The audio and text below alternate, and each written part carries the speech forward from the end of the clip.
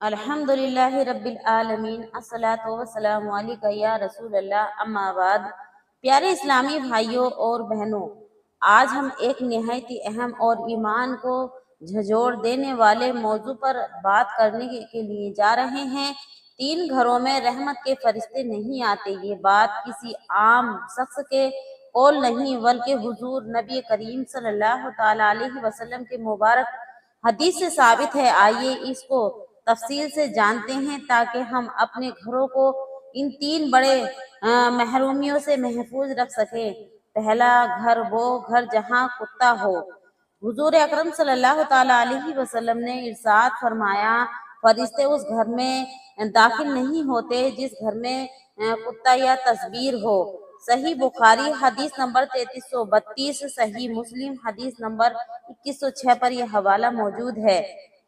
سنی کتابوں میں بھی یہی بیان کیا ہے کہ کتے کی موجودگی میں رحمت کے فرشتے یعنی گھر کو نہیں آتے اور رحمت کے فرشتے گھر میں نہیں آتے اور برکتوں کو دور کر دیتے ہیں، سوائے ان کتوں کے جو کھیت یا شکار کے لیے رکھے جائیں۔ مشکوٰۃ المصباح میں بھی یہ حدیث پاک موجود ہے۔ وجہ ہے یہ ہے کہ اگر ہم کتا پالتے ہیں تو آئیے گا کیا وجہ ہے۔ وجہ کتا نجاست شدید اور اس سے پیدا ہونے والی بدبو یعنی اسمیل آلودگی کی بنا پر روحانی نقصان، گھر میں برکت کم ہو جاتی ہے، دل میں سختی پیدا ہو جاتی ہے اور فرشتوں کی رحمت سے محروم ہو جاتا ہے وہ گھر جس گھر میں کتا پالا جاتا ہے، کیونکہ اس کا لعاب جو ہوتا ہے بہت گندا ہوتا ہے اور اس میں جو گندگی میں اس میں بدبو جو آتی ہے اس سے بھی گھر میں رحمت کے فرشتے نہیں آتے۔ دوسرا گھر، وہ گھر جہاں جاندار کی تصویریں ہوں یا مجسمہ ہو یا پھر مورتی رکھی ہوئی ہو۔ حضور نبی کریم صلی اللہ تعالی علیہ وسلم نے فرمایا، جن گھروں میں تصویریں ہوتی ہیں وہاں فرشتے داخل نہیں ہوتے۔ صحیح بخاری حدیث نمبر 5954، صحیح مسلم حدیث نمبر 2106 پر یہ حوالہ موجود ہے۔ بہار شریف جلد نمبر 3 صفحہ نمبر 538 میں امام احمد رضا خان لکھتے ہیں، جاندار کی تصویریں چاہے کپڑے پر ہوں یا دیوار پر ہوں یا موبائل یا کاغذ پر ہوں، بلا ضرورت رکھنا گناہ ہے اور فرشتوں کا نہ آنے کا سبب ہے۔ اس گھر میں رحمت کے فرشتے نہیں آتے جس گھر میں یہ کام ہوتے ہیں۔ وجہ یہ عمل بت پرستی کی جڑ ہے، یعنی اگر یہ کام ہم کرتے ہیں، یہ ہمارے گھر میں ہوتی ہیں تصویریں، تو اس کی وجہ یہ ہے کہ عمل بت پرستی کی جڑ ہے اور اسلام میں ہر وہ چیز ممنوع ہے جو شرک کی طرف لے جائے، یعنی اللہ یکتا ہے اور ایک ہے، اس کے علاوہ کوئی اور نہیں اور یہ شرک ہوتا ہے۔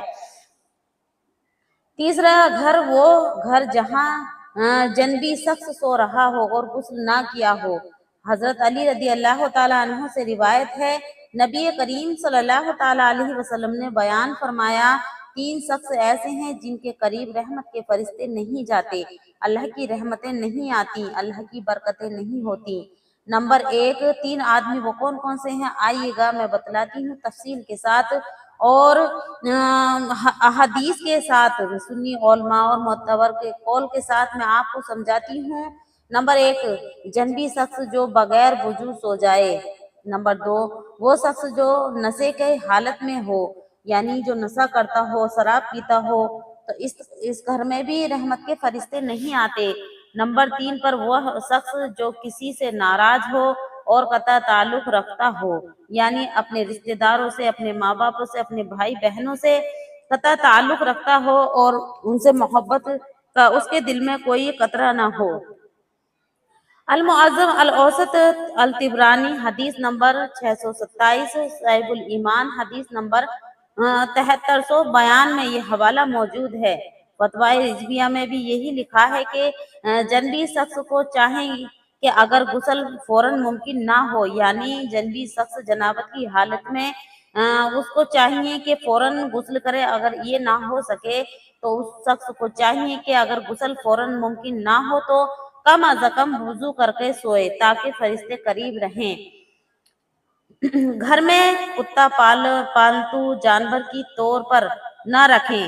گھر میں کتا پالتو جانور کی طور پر نہ رکھیں۔ جاندار کی تصویریں اور मुजस्समे हटा देनी चाहिए। डेकोरेशन के लिए ये गलत है। इससे रहमत के फरिश्ते घर में नहीं आते हैं। जनबी हालत में फौरन गुस्ल करें या कम अज कम वुजू करके सोने की आदत डालें। प्यारे भाइयों, अहम बात यह है कि हम चाहते हैं कि हमारे घरों में सुकून हो, बरकतें हो और मुश्किलें आसान हो। हमारा घर एक जन्नत का नमूना बनकर रहे, बरकतें हो और अल्लाह तबारक तआला की रहमतों का नुज़ूल हो। हर कोई ये शख्स चाहता है, हर मुसलमान बंदा यही चाहता है कि हमारे घर में रहमतों का नुज़ूल हो, बरकतें हो, खुशहाली हो। तो आपको चाहिए, इसके लिए हमें उन 3 चीजों से परहेज करना होगा। परहेज करना 3 चीजों से ये होगा कि पहले तो आप पहले नंबर पे कुत्ता अपने घर में नहीं पालेंगे। कुत्ते से रहमत के फरिश्ते नहीं आते। और दूसरे नंबर पर आता है जनबी इंसान, यानी जनाबत की हालत में जो सो जाता है इंसान गंदा, जिस पर गुस्ल फर्ज हो जाता है लेकिन वो गुस्ल नहीं करता और ऐसे ही रहता है या सो जाता है, तो उससे भी रहमत के फरिश्ते घर में नहीं आते। और जो तीसरे नंबर पर है वो इंसान जो अपने घर में मुजस्समे या तस्वीरें जानदार जानवरों की रखता हो, ये भी हराम है, इस्लाम में ममनुआ है। इससे परहेज करें। अगर अपने घर में खुशियों का नुज़ूल, अल्लाह की बरकतों का नुज़ूल, उसके लिए हमें ये चीजें छोड़नी होंगी। अगर हम चाहें कि हमारे घरों में खुशियां आए और मुश्किलें आसान हो, तो इससे हमें परहेजगारी करनी होगी, क्योंकि जहां रहमतों के फरिश्ते ना आए वहां शैतान का कब्जा हो जाता है। उस घर में शैतान का कब्जा हो जाता है जिस घर में रहमत के फरिश्ते नहीं आते। और उस घर में जब शैतान का कब्जा हो जाता है तो फिर वो फितने फसाद फैलाने लगता है और मुश्किलें आने लग जाती हैं और परेशानियां बढ़ जाती हैं और बहुत सारे ऐसे अखराजात पैदा कर देता है शैतान, जिससे हमें मुश्किलें का सामना बहुत ज्यादा करना पड़ता है। कब्जा हो जाता है और परेशानियां बढ़ जाती हैं। अल्लाह तबारक ताला से दुआ है कि अल्लाह तबारक ताला हमें अमल नेक की तौफीक अता फरमाए। प्यारे नाजरीन, आपको मैंने बहुत आसान तरीके से बतलाया है कि ये 3 काम अगर आप करते हैं तो आपके घर में रहमत के फरिश्ते नहीं आएंगे। तो आपको इनसे परहेजगारी करनी चाहिए और अल्लाह से तौबा करनी चाहिए। अगर कुत्ता हम अपने घर में खुशी के लिए पाल रहे हैं, शौक के लिए पाल रहे हैं, तो ये नहीं पालना चाहिए। अगर हाँ, आपको मजबूरी है, आपको डर है कि हमें कोई हिलाक कर देगा या हमारा कोई नुकसान हो जाएगा या फिर हमारी खेती में नुकसान होगा, तो आप या फिर शिकार के लिए तो आप इसको बाहर पाल सकते हैं, घर में नहीं लाएं।